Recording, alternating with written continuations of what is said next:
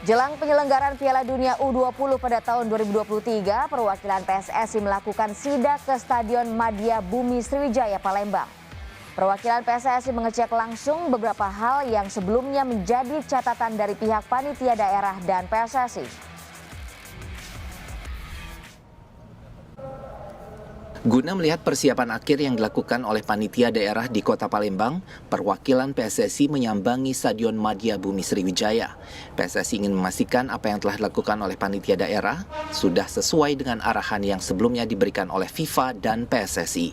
Selain itu, PSSI juga ingin melihat perkembangan dari beberapa hal yang sempat masuk dalam catatan sebelumnya. Perwakilan PSSI mengakui secara umum persiapan yang ada di Stadion Madia Bumi Sriwijaya Palembang cukup baik. Namun, masih ada beberapa hal yang tetap jadi sorotan PSSI dalam kedatangannya kali ini. Di antaranya mengenai kondisi rumput lapangan, fasilitas ruang ganti pemain, fasilitas lampu stadion, hingga penataan kawasan sekitar stadion. Pasti rumput itu ada beberapa spot dalam perbaikan, tentu gulmanya juga sudah berkurang. Dari yang pertama dulu saya lihat, sekarang sudah jauh lebih baik, kerataan sudah cukup baik, tentu masih ada butuh proses.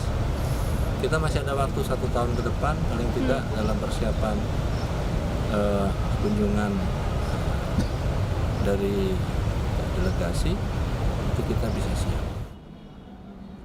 Nantinya dalam perhelatan Piala Dunia U20 pada tahun 2023, Stadion Madia Bumi Sriwijaya Palembang akan digunakan sebagai stadion cadangan dan stadion latihan bagi para tim kontestan. Nur Muhammad, Kompas TV Palembang, Sumatera Selatan.